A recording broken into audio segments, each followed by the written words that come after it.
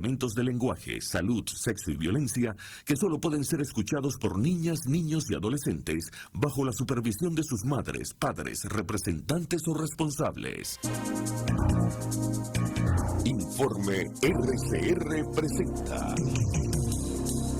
Titulares de la Mañana con Pedro García Otero.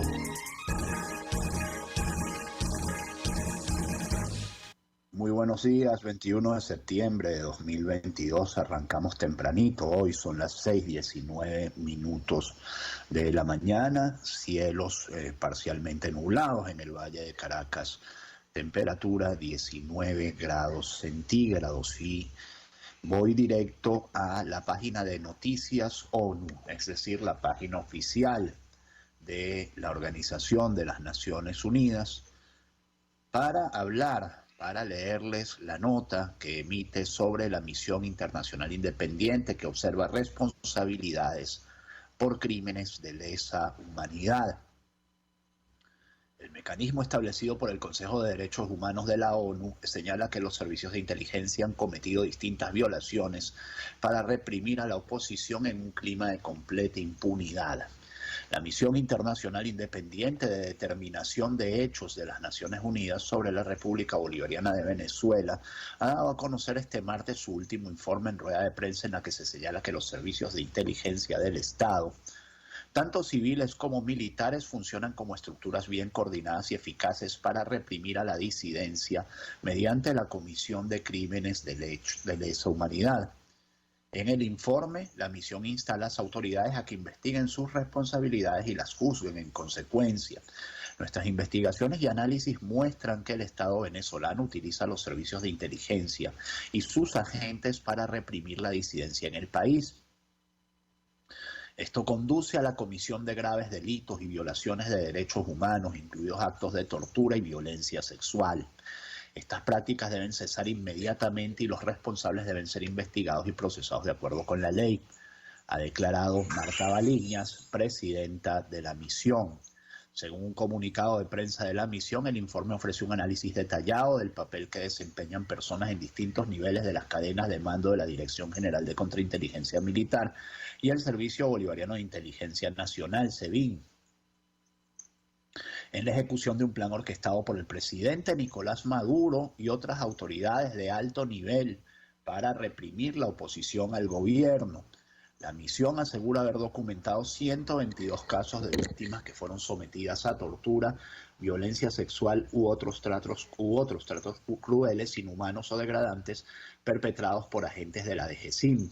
La tortura se llevó a cabo en su sede Boleíta en Caracas y en una red de centros de detención encubiertos en todo el país. El SEBIN también habría torturado o infligido malos tratos a detenidos, entre ellos políticos de la oposición, periodistas, manifestantes y defensores de derechos humanos, principalmente en el centro de detención El Helicoide, en Caracas. La misión ha investigado 51 casos que ocurrieron desde 2014. El informe detalla cómo las órdenes fueron impartidas por autoridades de más alto nivel a funcionarios de menor rango. Y añade que las violaciones y los crímenes del SEBIN y la DGCIM continúan hasta hoy, ya que se mantienen las mismas estructuras, patrones y prácticas en un clima de casi total impunidad. Abusos y violaciones de los derechos humanos en la región del Arco Minero. En otro informe también dado a conocer este martes, este mismo mecanismo pone la lupa en la situación en las zonas mineras remotas y destaca que la situación en el estado de Bolívar, al sur del país, donde asegura que actores estatales y no estatales han cometido una serie de violaciones y crímenes contra las poblaciones locales en zonas de extracción de oro. El documento indica que desde en 2016 el gobierno venezolano estableció el Arco Minero del Orinoco como zona de desarrollo estratégico nacional, la zona está fuertemente militarizada, mientras que los grupos armados criminales siguen operando abiertamente, controlando las minas y las poblaciones. Entre otras violaciones de derechos humanos, el informe habla de privaciones arbitrarias de la vida, desapariciones, extorsiones, castigo corporal y violencia sexual y de género. En el municipio Gran Sabana, al sur del estado, la misión señala haber documentado en profundidad varios casos en los que las fuerzas del estado han atacado a las poblaciones indígenas, cometiendo una serie de violaciones. Entre ellos cita los enfrentamientos que se produjeron en 2019 tras el intento de la oposición de trasladar ayuda humanitaria a Gran Sabana desde Brasil, cuando las fuerzas estatales cometieron torturas y privaciones arbitrarias de la vida contra personas indígenas. Nuestro informe pone de manifiesto la necesidad de seguir investigando esta región, que paradójicamente es una zona casi olvidada del país, pero al mismo tiempo genera una riqueza lícita e ilícita procedente de los minerales de cantidades inmensas, declaró Patricia Tapatá Valdés, miembro de la misión. La misión basó las conclusiones de ambos informes en 246 entrevistas confidenciales con víctimas, sus familiares y exfuncionarios de los servicios de seguridad e inteligencia. Las entrevistas fueron realizadas tanto en persona como a distancia mediante conexiones telefónicas o de video seguras. Además, se analizaron los expedientes judiciales y otros documentos relacionados con los incidentes. La misión visitó áreas cercanas a las fronteras con el país, debido a que desde su establecimiento en 2019 continúa sin poder acceder al territorio venezolano. En septiembre de 2019, el Consejo de Derechos Humanos de las Naciones Unidas estableció la Misión Internacional Independiente de Investigación sobre la República Bolivariana de Venezuela mediante la resolución 42/25 por un año para evaluar las presuntas violaciones de derechos humanos cometidas desde 2014. En octubre de 2020, mediante su resolución 45/20, el Consejo de Derechos Humanos prorrogó el mandato de la MIB por 2 años más hasta septiembre de 2022, y en octubre hay una crucial votación en el Consejo de Derechos Humanos, que como saben ustedes tiene 47 miembros, entre ellos Venezuela, para determinar si se extiende por 1 año o 2 años más el mandato de esta misión, que emite, como se ha calificado en la prensa internacional, este informe demoledor contra el régimen venezolano, que acaba de un plumazo, y nunca mejor dicho lo de un plumazo porque fue un texto escrito, con el discurso de la normalización del país, de que Venezuela se está normalizando y que por lo tanto, pues miren, podemos lograr un modus vivendi con el régimen en el poder. Este informe deja claro, y esta es mi impresión, no es más que mi impresión, que solo un retorno a la democracia puede traer la normalidad al país, y que estas cosas que se han hecho no se olvidan. El chavismo por lo pronto no ha respondió, el chavismo, digamos, el gobierno como tal no ha respondido. Yo no he visto ninguna respuesta del gobierno a este informe. Creo que los tomó a ellos también un poco por sorpresa. Diosdado Cabello a las 6:30 de la tarde de ayer publicaba un tuit diciendo que mañana no se pierdan con el mazo dando, porque viene la respuesta de los defensores de la patria contra las agresiones del imperio y los lacayos a través de las ONG. Bueno, podría decidir el régimen de Nicolás Maduro tomar el camino de Nicaragua y emprenderla contra las ONG. El momento nuevamente vuelve a ser muy delicado. Lo que sí parece muy evidente es que el mandato de la misión de determinación de hechos será renovado. Y cuando empecé el programa diciéndoles que publicaba la versión, que quería leerles la versión que daba la propia ONU, es porque no quería que se acusara de sesgo a la versión que estaba dando. Luego hay medios que tienen versiones mucho más duras. Por ejemplo, usted lee Infobae, lee La Patilla, lee otros medios, tienen versiones mucho más duras sobre sobre el informe, y además en la medida en que el informe está empezando a ser leído ya en detalle y están empezando a salir cosas específicas de los testimonios de la gente, realmente es mucho más aterrador incluso que esta, digamos, versión inicial, este resumen ejecutivo. Varias ONG celebran informes presentados por la misión de la ONU sobre Venezuela, y por eso les digo que la respuesta del chavismo podría ser la respuesta nicaragüense, pues empezar a cerrar ONG o acelerar en la aprobación de la ley de cooperación internacional, por ejemplo, que es un instrumento que tienen ahí guardado, que habían dicho no está en agenda para este año, pero lo pueden sacar y desempolvarlo, que no tiene mucho polvo porque lo estuvieron aireando en los últimos meses, y empezar una arremetida contra las organizaciones no gubernamentales. Diferentes organizaciones no gubernamentales celebraron este martes el nuevo informe presentado por la Misión Internacional Independiente de Determinación de Hechos de la ONU, en el que identificaron a funcionarios de la Dirección General de Contrainteligencia Militar y del Servicio Bolivariano de Inteligencia, señalados por cometer actos de tortura y abuso sexual en contra de prisioneros. El abogado y director de Acceso a la Justicia, Lee Daniels, destacó que la actualización no se limita a describir una serie de horrores y de crímenes, sino explica los métodos y mecanismos a través de los cuales los horrores son cometidos, así como también el reclutamiento y adiestramiento de las personas que realizan esos actos. Añadió que la misión de la ONU explicó cómo se establecen los mecanismos de impunidad que hacen posible que estas personas puedan actuar con total impunidad, cómo actúan las cadenas de mando, quiénes dan las órdenes y cuáles son los elementos y dónde se realizan estas acciones. Entre los valores agregados del documento presentado en Ginebra, resaltó a partir de allí se configura uno de los elementos básicos para que un crimen sea calificado como un crimen de lesa humanidad en la medida en que son sistemáticos y generalizados. Por su parte, Beatriz Borges, directora ejecutiva del Centro de Justicia y Paz, señaló que la misión de la ONU le mostró al mundo lo que está ocurriendo en Venezuela. Asimismo, denunció que el régimen de Nicolás Maduro dice que la situación de derechos humanos ha mejorado, pero esto no es real. Por ello, Borges pidió los mecanismos extraordinarios para que se ocupen de investigar los patrones de violaciones de derechos humanos en Venezuela. Tras documentar el CEPAS, 60 patrones de persecución, cada 14 horas se persigue a una persona en Venezuela.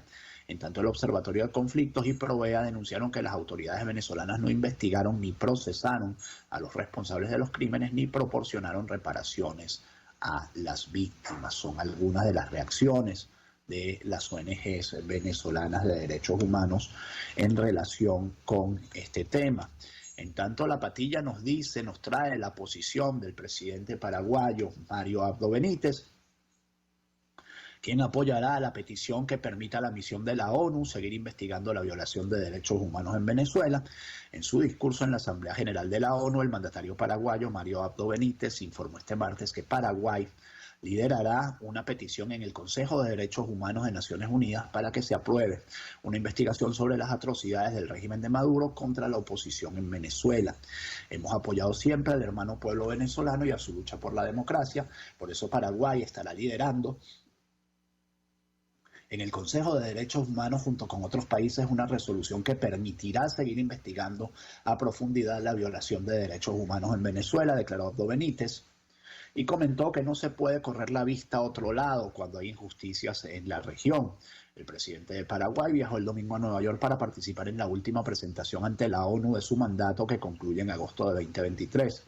En declaraciones a periodistas, Abdo Benítez había anticipado el viernes que su discurso abordaría temas que le interesan al mundo, entre los que mencionó el proceso de recuperación económica post-pandemia y la lucha frontal contra el crimen organizado y el terrorismo. En su intervención en la Asamblea General de Naciones Unidas este martes, Abdo Benítez señaló que Paraguay mantiene el compromiso con la libertad fundamental, la resolución pacífica de los conflictos, la vida digna y la lucha inflexible contra el crimen organizado, y destacó la cooperación de las agencias de seguridad internacionales en esta campaña contra el terrorismo, poniendo como ejemplo la respuesta regional sobre los traslados del avión iraní venezolano que se encuentra retenido en Argentina investigado por vínculos terroristas. Y en las antípodas, no geográficas, porque son países vecinos, Chile tiene frontera con Paraguay, pero sí ideológicas, porque Abdo Benítez representa pues a la centro derecha de la región y Boric está bastante más a la izquierda. Bueno, el presidente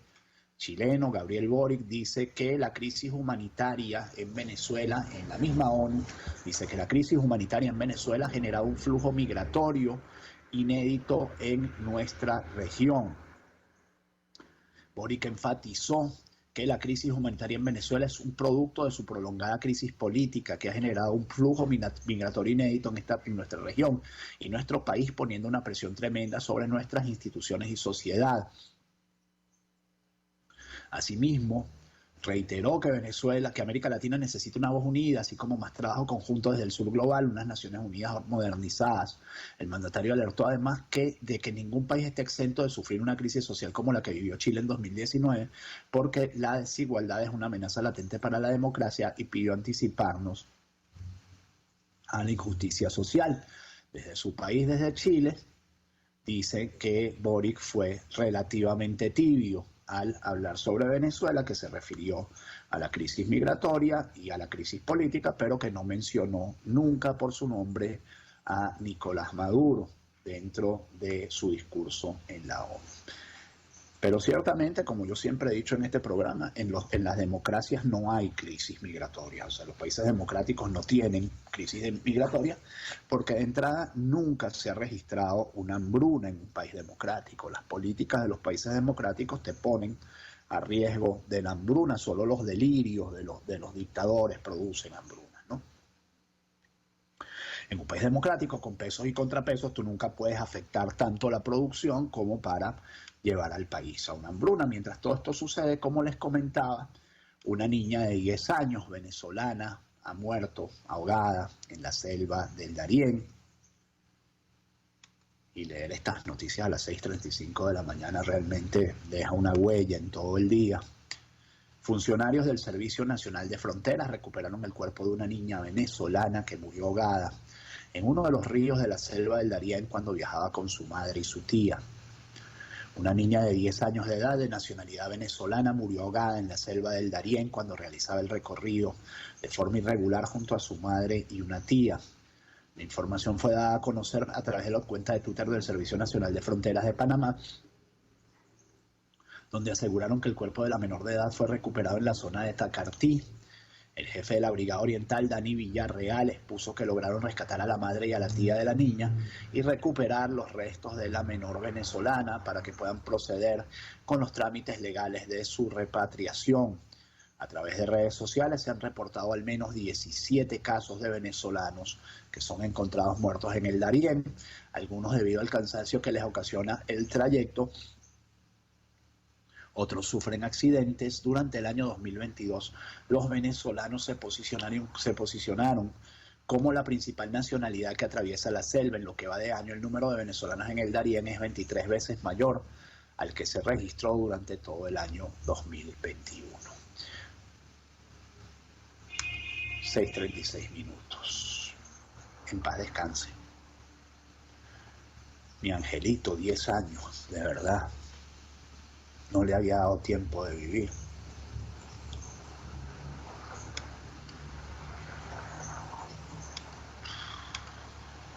Qué duro es leer noticias así.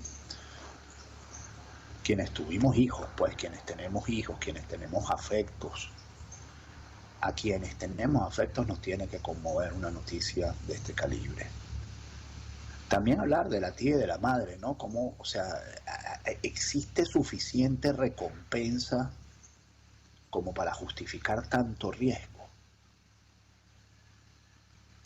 Es una pregunta que yo me hago cada vez que aparece un cadáver nuevo en el Darién. ¿Existe suficiente recompensa para tanto riesgo? Es tan elevada la recompensa que justifica el riesgo de cruzar el Darién. A mí me cuesta creer que exista una relación entre desesperación, riesgo y recompensa lo suficientemente razonable como para que alguien se atreva a cruzar el Darién, y más con una niña de 10 años. 6:37 minutos. El paso de 44 horas de migrantes venezolanos deja huella indeleble en la comunidad de Martha's Vineyard. Después de compartir abrazos y despedidas con lágrimas con aproximadamente 50 migrantes que habían llegado inesperadamente en avión a esta próspera isla de vacaciones, los voluntarios que los albergaron en una iglesia episcopal llevaron mesas y sillas, cargaron comida en camiones y doblaron catres portátiles. Un silencio familiar llegó el viernes por la tarde a la cuadra arbolada del centro de Martha's Vineyard, donde Jackie Stallings, de 56 años, no podía dejar de pensar en una joven venezolana que tenía 23 años, pero aparentaba 15, que se sentó con ella en la casa parroquial de St. Andrew la noche anterior.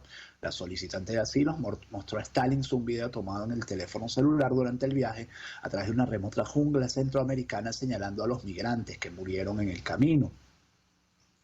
Era como si me estuviera mostrando videos de gatos, pero en realidad era su viaje, lo que soportaron para llegar aquí, contó Stallings, miembro de la organización sin fines de lucro Martha's Vineyard Community Services. Había cuerpos y madres con bebés tratando de atravesar el barro, que era como arcilla. La parte desgarradora es ver que estas hermosas jóvenes se vuelven insensibles, dijo su esposo Larkin Stallings, de 66 años, propietario de un bar en Oak Bluffs, que forma parte de la junta directiva de la organización sin fines de lucro. Para ellas, simplemente voltean y te muestran una imagen, dice la nota que originalmente está en CNN.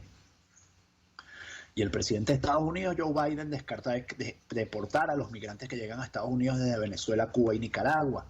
No es racional, dice Biden. El presidente de Estados Unidos, Joe Biden, dijo este martes que no es racional deportar a Venezuela, Cuba y Nicaragua a los migrantes que llegan de estos países y afirmó que trabaja con México para frenar el flujo de estas llegadas. El mandatario aseguró a la prensa en la Casa Blanca que la situación en la frontera es totalmente diferente a la que había en la administración anterior de Donald Trump, ya que llegan menos migrantes de Centroamérica y México. Ahora estoy atento a Venezuela, Cuba y Nicaragua. La posibilidad de enviarlos de regreso a esos países no es racional, dijo el líder demócrata, quien añadió: estamos trabajando con México y otros países para ver si podemos parar el flujo migratorio. Ante los rumores de que los gobernadores republicanos podrían enviar a migrantes indocumentados al estado de Delaware, donde está la residencia de Biden, el presidente se limitó a responder con tono burlón: visiten Delaware, es un estado hermoso. La inmigración se ha convertido en uno de los grandes temas de campaña en las elecciones de medio mandato de noviembre, a raíz de la decisión de algunos gobernadores republicanos de enviar grupos de indocumentados a estados gobernados por demócratas como protesta por la política migratoria de Biden. Y también sobre Estados Unidos, Venezuela, derechos humanos y todo lo que eso implica. Una corte de Estados Unidos ha indemnizado por $73 millones a la familia de Fernando Albán. Se los van a tener que ir a cobrar al cartel de los soles. Esta es la parte mala. En 2021, familiares del exconcejal Fernando Albán presentaron una demanda contra Nicolás Maduro y varios funcionarios de su gobierno, acusándolos de secuestro, tortura y asesinato y de formar parte del cartel de los soles. Tras las investigaciones, un tribunal de la nación norteamericana decretó que la mencionada organización delictiva debe pagar $73 millones a los parientes del exdirigente político. Un juez federal de Miami, Estados Unidos, otorgó $73 millones como indemnización a la familia del exconcejal Fernando Albán del partido Primero Justicia, quien murió el 8 de agosto mientras se encontraba bajo custodia del Servicio Bolivariano de Inteligencia Nacional, SEBIN. Albán fue detenido el 6 de agosto de 2018 por funcionarios del SEBIN en el Aeropuerto Internacional de Maiquetía cuando llegaba en un vuelo procedente de Nueva York. Durante 2 días estuvo desaparecido y públicamente se le vinculó con el atentado con drones contra Nicolás Maduro durante un desfile militar el 4 de agosto de ese año. El 8 de agosto, antes de ser trasladado a tribunales para su presentación, el fiscal impuesto por la extinta Asamblea Constituyente, Tarek William Saab, informó que Albán se había suicidado aprovechando un descuido de sus custodios al lanzarse del piso 10 de la Torre del SEBIN. Ubicada en Plaza Venezuela, Caracas, su familia y abogados han señalado que Albán murió mientras era torturado por funcionarios del SEBIN y su cuerpo fue lanzado por una ventana para encubrir estos delitos. Según datos obtenidos por la familia del exconcejal, el dirigente opositor habría sufrido descargas eléctricas y ahogamientos mientras estuvo detenido. El año pasado, la viuda de Fernando Albán y sus 2 hijos presentaron una demanda contra Maduro y varios funcionarios de su gobierno, acusándolos de secuestro, tortura y asesinato. En la querella también los señalaron de pertenecer al Cártel de los Soles, un supuesto grupo dedicado al narcotráfico que incluiría líderes del Estado venezolano y guerrilleros de las Fuerzas Armadas Revolucionarias de Colombia. De acuerdo con AP, el juez Darren P. Gales emitió una sentencia en rebeldía en contra del cartel por no responder a la demanda en un fallo de la semana pasada que no había sido reportado previamente. En el fallo, el tribunal declaró que lo que describió como la organización delictiva de Maduro es responsable de cargos federales de crimen organizado por la muerte de Albán, debido a que su único fin es ejercer un control autoritario ilícito sobre Venezuela mediante el tráfico de narcóticos, actos de terrorismo y violaciones a los derechos humanos. El desolador panorama, que no es que no estuviera ayer, pero hoy es, como ya les digo, hoy un plumazo revierte todo este discurso y toda esta praxis de normalización, y además ya estaremos viendo que cómo era, digamos, la estrategia internacional del madurismo para ganar espacio en la comunidad internacional, un espacio que había perdido en los últimos años, y cómo este informe y todas estas noticias de las últimas 24 horas se lo ponen muchísimo más difícil. Esto es Titulares de la Mañana de RCR 750M. Jaime Nestares en la dirección de la estación. José Pinto en los controles, Julio Pinto, perdón, en los controles. Siempre estoy empeñado en decirle José Pinto. Por cierto, José Pinto sigue preso. Otro día hablábamos de eso y no sabía cuál era el destino de José Pinto. José Pinto sigue preso. Julio Pinto en los controles, quien les habla, Pedro García Otero. Hacemos este programa que llega a ustedes como cortesía de Quimédica, alquiler de equipos médicos, y el consultorio veterinario del doctor Alfredo Cova, garantía integral para el bienestar de su mascota. Y seguimos leyendo informaciones porque ayer también hubo una rueda de prensa de los familiares de los sindicalistas presos desde hace 3 meses. A la ONU y la OIT recurren abogados y familiares de los luchadores sociales venezolanos encarcelados hace 2 meses, dice la nota de la querida Vanessa Davis. Esta semana es crucial, enfatizó el abogado Eduardo Torres. Familiares y abogados de los luchadores sociales encarcelados en el pasado mes de julio informaron este martes 20 de septiembre que esta defensa es crucial para lograr su libertad. Tenemos reuniones con los oficiales de la oficina del Alto Comisionado de la ONU y la OIT que llega a Venezuela, puntualizó el defensor Eduardo Torres. En rueda de prensa desde la sede de Provea, actividad a la cual pretendieron ingresar varios funcionarios del SEBIN, Torres detalló todas las gestiones que han realizado ante instituciones del Estado sin obtener respuesta.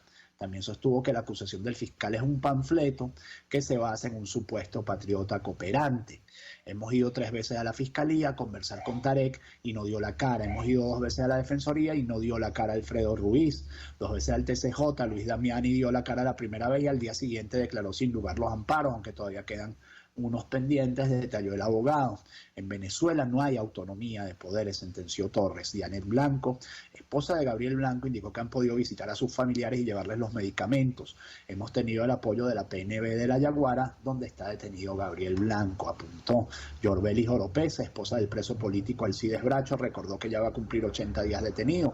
No hay nada que le vincule a los 2 delitos que se le imputan: conspiración y asociación para delinquir. En tanto, Provea denuncia intimidación por parte de funcionarios del SEBIN. La presencia de efectivos de inteligencia en las adyacencias de las instalaciones de Provea se produjo cuando la ONG tenía previsto dar una rueda de prensa para exigir al gobierno de Maduro la liberación de 6 activistas, sindicalistas y defensores de derechos humanos detenidos. Les pedimos orden judicial para ingresar, no la tenían, se mantuvieron en los alrededores por más de 30 minutos, señalaron voceros de la ONG en videos difundidos en las redes sociales. El programa tenía previsto realizar una rueda de prensa para exigir la liberación de 6 activistas sindicalistas y defensores de derechos humanos detenidos, y en tanto la esposa del sindicalista Alcides Bracho dice que es insostenible mantener un preso en Venezuela. Familiares de los 6 sindicalistas detenidos a finales de julio aseguraron que no existen pruebas para mantenerlos detenidos. Los defensores de los derechos humanos y de los derechos laborales fueron señalados por presunto terrorismo y asociación para delinquir. Yorbelis Oropesa, esposa de Alcides Bracho, aseguró que es insostenible mantener a un preso en Venezuela, es costoso, refiriéndose a los casi 80 días de detención que lleva el profesor universitario y militante del partido político Bandera Roja, en los que han suministrado alimentos, medicinas y otros productos básicos para mantenerse dentro de los retenes policiales en los que permanecen. También agregó que Bracho y los demás sindicalistas están presos por hacer un grupo de WhatsApp. Esa es la asociación para delinquir, protestar, salir a la calle. Como profesor, pedir por los derechos de los profesores, ir contra el instructivo ONAPRE. 6:47 minutos, se termina el programa, no llevo ni la mitad, este programa está larguísimo hoy, hay un montón de noticias importantes internacionales, locales también, pero internacionales hay una de las últimas horas que es realmente preocupante también y que tiene que ver con Rusia y su decisión, la decisión de Vladimir Putin de movilizar a más de 300.000 reservistas para lo que ya es pues Vox Populi a nivel mundial, para la guerra que está perdiendo en Ucrania. Putin ordena una movilización parcial en Rusia para hacer frente a la contraofensiva de Ucrania, Dice el país, la medida afectaría a 300.000 reservistas con experiencia militar, según ha detallado el ministro de Defensa ruso. El presidente ruso, y aquí viene una parte muy preocupante porque vuelven a airear el fantasma de la guerra nuclear, asegura que utilizará todos los medios al alcance, incluido el nuclear, para defender su país. Putin se ha dirigido este miércoles a sus ciudadanos por primera vez desde que se anunció la ofensiva el 24 de febrero. En esta comparecencia, el mandatario ha detallado que la movilización será de reservistas con experiencia militar, algo que no aparece en el texto del decreto, de carácter más general y que podría permitir un reclutamiento más amplio. Su ministro de Defensa, Sergei Shoigu, ha cifrado en 300.000 los que serían llamados en principio a filas. El presidente ruso, que acusó a Occidente de querer destruir Rusia, ha lanzado además una advertencia: ante una amenaza a la integridad territorial de nuestro país, utilizaremos todos los medios a nuestro alcance, incluidos los nucleares, para proteger a Rusia y a nuestro pueblo. Esto no es un farol. Y en la víspera, es decir, ayer, Putin había calificado a Venezuela de socio estratégico y asegura que quiere incrementar la cooperación bilateral. Y esto, un día antes de decir lo que acaba de decir hoy, y el mismo día que sale el informe de la misión de determinación de hechos, de la misión de investigación de la ONU, pues obviamente no es casualidad. Las casualidades no existen en política y mucho menos en política internacional.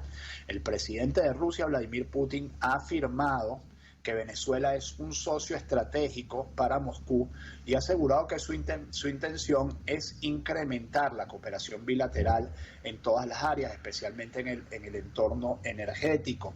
Venezuela es nuestro socio estratégico y aliado confiable en América Latina y en el mundo entero. Mantenemos un intenso diálogo con el presidente Nicolás Maduro. Las posiciones de Rusia y Venezuela en los principales temas de la agenda internacional son cercanas, ha explicado Putin. Por ello ha expresado que Rusia apoya los esfuerzos del gobierno venezolano encaminados a estabilizar la situación interna y proteger la soberanía nacional. Condenamos las sanciones ilegítimas impuestas contra la República, ha agregado, según ha recogido la agencia TASS. En tanto, los prorrusos del Donbass, y esto también tiene que ver con la movilización anunciada hoy por Putin, esto se genera a partir de esta noticia. Los prorrusos del Donbass convocan para los próximos días un referéndum de ingreso con Rusia. ¿Cuál sería el supuesto argumento? Referendo del 23 al 27 de septiembre, es decir, la semana que viene. Han convocado un referendo con una semana. Una medida que obviamente luce apresurada y luce desesperada, pero que tiene que ver con esto. Porque ¿cuál es el argumento? Según he leído en medios internacionales, que una vez que el Donbass acepte en un referéndum que la OTAN ya ha dicho y que Europa ya ha dicho que no van a aceptar su anexión a la República Rusa, si Ucrania se le ocurre meterse ahí, se está metiendo en territorio ruso y podría ser objeto de cualquier tipo de represalia. ¿Está usted a favor del ingreso de la República Popular de Lugansk en Rusia en calidad de sujeto de la Federación Rusa? Es la pregunta que tendrán que responder los participantes en la consulta, según informó el Centro de Información de la República Separatista de Lugansk. La OTAN llama a condenar los referendos convocados por ucranianos prorrusos. El secretario general de la OTAN, Jens Stoltenberg, afirmó este martes que los referendos de integración con Rusia convocados por ucranianos prorrusos carecen de legitimidad y son una escalada más en la guerra del presidente ruso Vladimir Putin, por lo que pidió sean condenados en la comunidad internacional. Más informaciones ya terminando el programa. Miren, se me van a quedar por lo menos 12 informaciones fuera. Gustavo Petro y Nicolás Maduro se reunirán el próximo 26 de septiembre en la reapertura de la frontera. El anuncio lo hizo el ministro de Transporte colombiano, Guillermo Reyes, quien entregó detalles de la reapertura fronteriza durante su visita a Venezuela. Reyes llegó este martes a Caracas, donde se reunió con su homólogo Ramón Celestino Velázquez y el viceministro de Transporte Terrestre Claudio Farías para revisar todos los medios de transporte y así ajustar los detalles y patatín y patatán. En tanto, Gustavo Petro pide ante la ONU acabar con la irracional guerra contra las drogas. Deuda por vida, por naturaleza, quieren menos drogas, piensen en menos ganancias y en más amores, piensen en un ejercicio racional del poder, no toquen con sus venenos la belleza de mi patria. Dar un discurso, alguien lo calificaba por ahí de delirante, a mí me recordó aquellos discursos de Hugo Chávez en la Asamblea General de las Naciones Unidas, que, por cierto, no mencionan en ningún momento el tema Venezuela, Gustavo Petro, durante toda esa intervención. Pero les leo otros titulares que tienen que ver con lo mismo. Lo que dijo es una sarta de pendejadas y de estupideces, ha dicho el ex vicepresidente de Colombia durante el discurso de Petro en la ONU. En tanto, ya se los voy a leer, vamos a ver si termina de abrir porque se me quedó guindado. El canciller de España discutió cuestiones energéticas con el régimen de Maduro. El canciller de España, José Manuel Álvarez, sostuvo este martes en Nueva York, en el marco de la Asamblea General de la ONU, una reunión con su homólogo venezolano Carlos Faría, en la que abordaron cuestiones estratégicas, energéticas, de interés mutuo. América Latina, región prioritaria para España, expresó el ministro de Exteriores español en un mensaje de Twitter. Juan Guaidó le recordó al canciller español que Maduro fue ratificado y vinculado a crímenes de lesa humanidad. Ministro, aquí le dejo informe ONU que ratifica y señala directamente a Maduro por crímenes de lesa humanidad. Esperamos apoyo en continuidad de misión, pero para que Venezuela sea proveedor confiable de energía es necesario democracia, no fotos con dictadores, ha dicho Juan Guaidó. Aquí está lo que dijo, es una sarta de pendejadas, de estupideces, el vicepresidente de Colombia tras discurso de Petro en la ONU.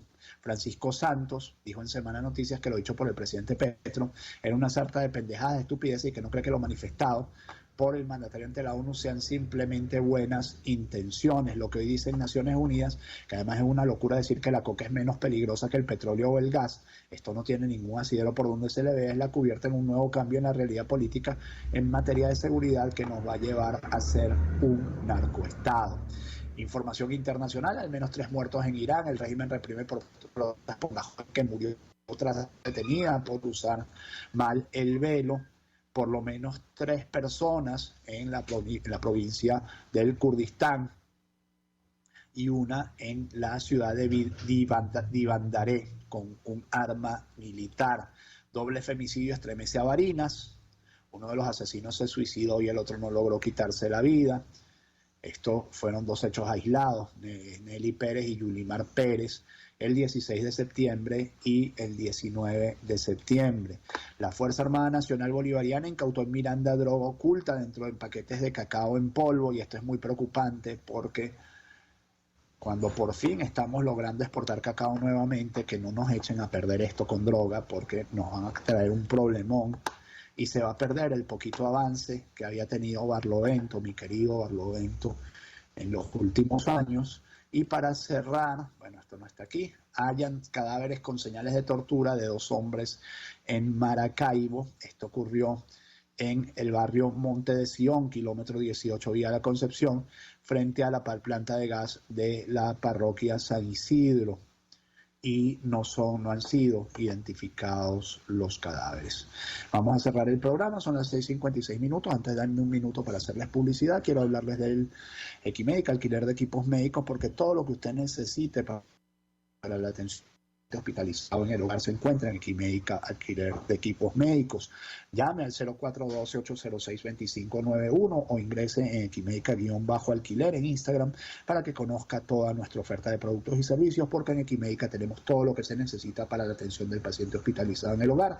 Y del consultorio veterinario, el doctor Alfredo Coa, más de 30 años atendiendo animales en la avenida Arturo Michelena con calles Manuel Díaz y Dam Alba de Santa Mónica. Ponga sus mascotas, sus queridos animalitos en las manos del doctor Alfredo Coa. 0414-127-7947, 0212-661-1546, consultorio veterinario del doctor Alfredo Coa, garantía integral para el cuidado de su mascota. 6:50 minutos, que este miércoles 21 de septiembre sea todo lo que ustedes esperan de él.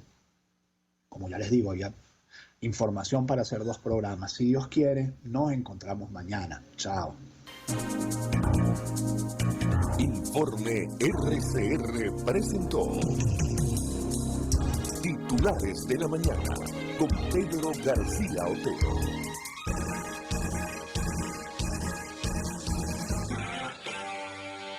RCR 750 AM. Porque lo bueno une. El siguiente espacio educativo está dirigido a niños, niñas y adolescentes. RCR presenta Una Tierra Azul, esa pequeña roca suspendida en el espacio.